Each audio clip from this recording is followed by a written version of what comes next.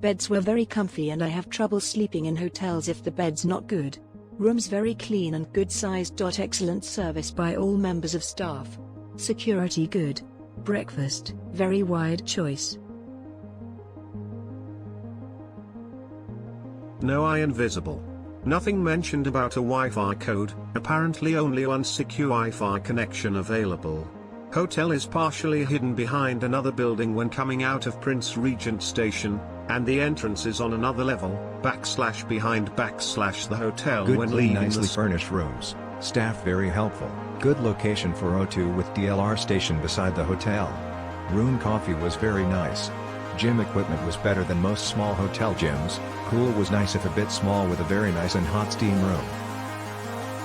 Staff was unhelpful at check and I had lost my bank card so was not able to produce it at property. They said for security reason I could stay here and they refunded my money.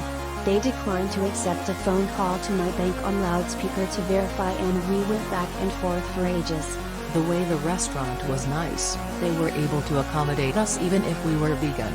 They prepared something suitable and nice, so I would recommend them 5-star for them for that.